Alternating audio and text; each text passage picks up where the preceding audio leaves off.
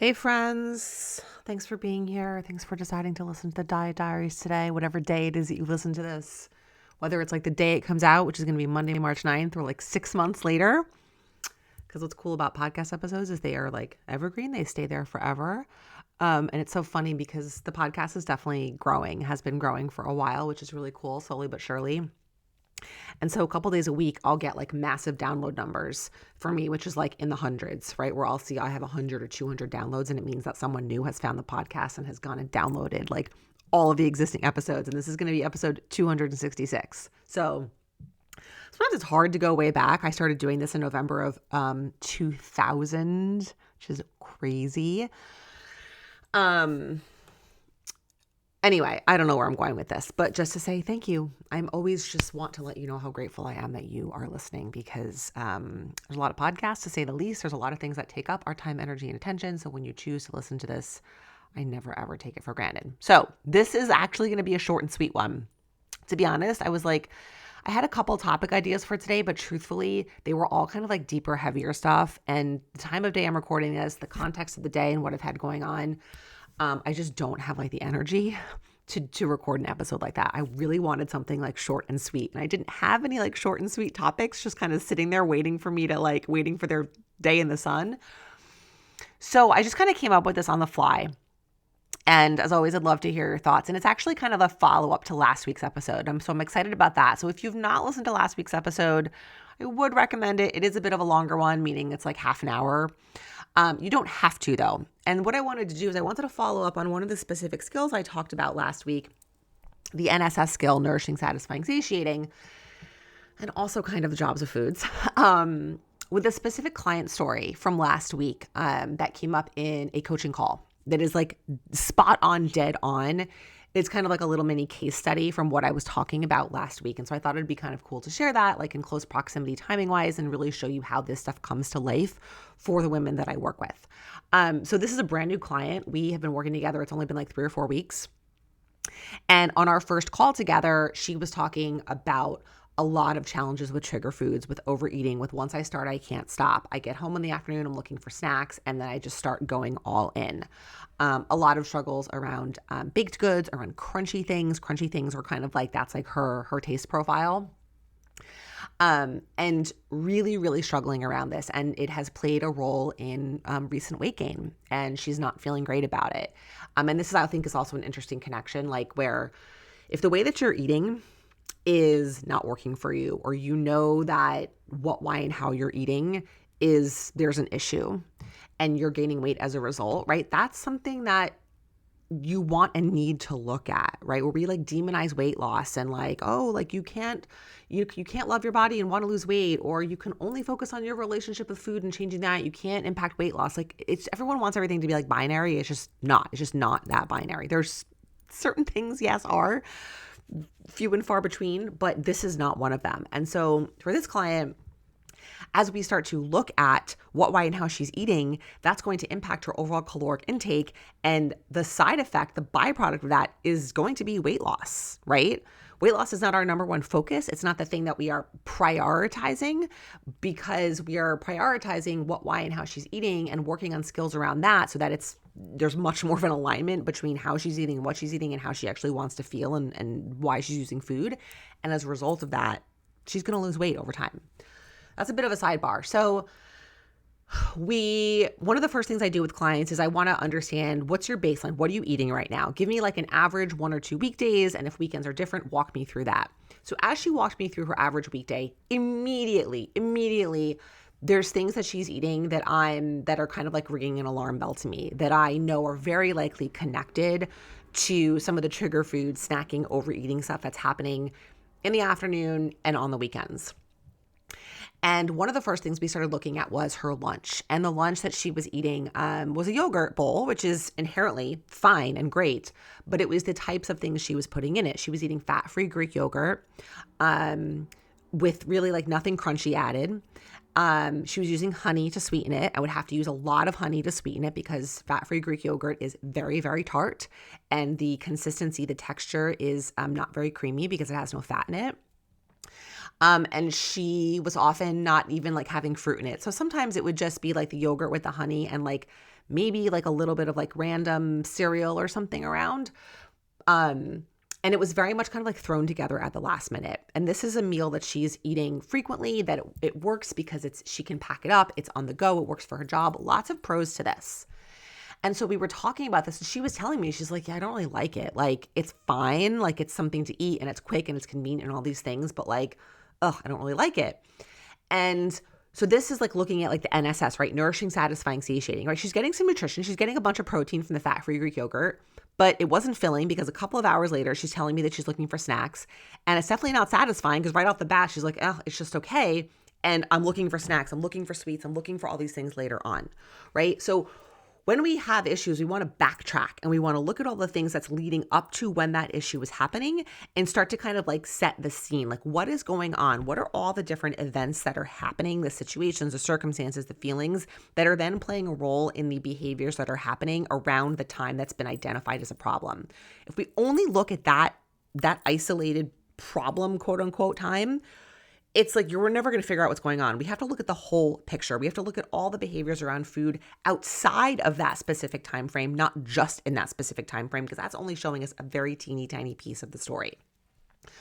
So, right, she's like, I'm snacking a lot at night. I'm overeating. Like, I have like, once I start eating something, I go off the rails. I have no control. Okay, well, we're not just going to look at that because then that basically leaves us, the only solution for that is, well, then just don't have those foods around, right? It's all the things you've done before. And that's why you've done those things, is because you're like, this is the problem. I'm going to focus on this. How do I fix this problem? And you're not looking at everything else that's contributing to it. So I'm backtracking and I'm like, lunch is playing a really big role in this. What can we experiment with? So one of her suggestions is like, I wonder what it would be like if I didn't have fat-free yogurt. What if I had like yogurt with fat in it? And I'm like, that is a really smart idea. And then we started talking about granola and how much she likes granola. And she has a couple of allergies. So definitely she has to find foods that are safe. She also really likes to cook and bake. So sometimes making her own granola is definitely an option for her. And I'm not going to kind of get into like a ton of personal stuff, just for kind of, confidentiality's sake. But oh my God, I totally lost my train of thought. And there was like, we definitely had like some back and forth where at first she was like, I'm going to start making my own granola. And I'm like, okay. So we start walking through what's going to be involved with that. What do you need to do that? What are all the steps? And then as we walk through that, she's like, oh, that's biting off more than I can chew right now. And I'm like, okay, so what can we do to make this easier? I'm going to buy this crunchy cereal that I'm going to use that instead. Great. Super easy, right? This is part of the work that we go through in coaching, is sometimes we're like, oh, I can do all these things. But then when you have to start breaking it down into all the component parts and all the actions that need to happen, this is often why we fail with things, because it sounds easy in our head. It's like, oh, I'm just going to get up and go to the gym 4 days a week and I'm going to meal prep on Sundays. And it's like, well, what has to happen in order for you to do those things? You're not thinking about any of that until you have to think about it. And then you're like, fuck, I can't do it. I'm such a failure. I'm not motivated, et cetera, et cetera. That's not what's happening. You're just, no pun intended, biting off more than you can chew. So we got down her bite to as small of a bite size as it needed to be, which was very small, which meant then she was able to be super successful and follow through on it for 2 weeks and get a ton of learning, right? So she experimented with adding fat to her yogurts, so buying like a mid or like a higher fat yogurt, and adding one of these cereals that she likes into it. And she was like, oh my God, within the first couple of days, I noticed a difference. A, I liked it so much more. B, I was more full afterwards. I didn't get hungry or start thinking about food until later, about an hour later in the afternoon. And when I did get hungry, I was able to pause and check in before grabbing something. I was able to just be like, okay, what's actually going on here? What do I need? Am I actually hungry? And if I am, what do I want? What makes sense? Versus feeling an urge for food, not knowing if it's hunger, not knowing if it's a craving, not knowing if it's boredom or stress or circumstantial, and then just eating the food. This is a game changer. This happened in the first 2 weeks of us working together, right? Because we're looking and evaluating what she's eating through this NSS framework, nourishing, satisfying, satiating. She took a meal that had nutrition only and not even complete nutrition, and we bumped up the satiety of it. We bumped up the satisfaction of it, and it had an immediate domino effect on what was happening in the afternoon. And that's really what I wanted to share with you guys today, is how quickly these skills can impact and get you results. And then so here's what's going to happen.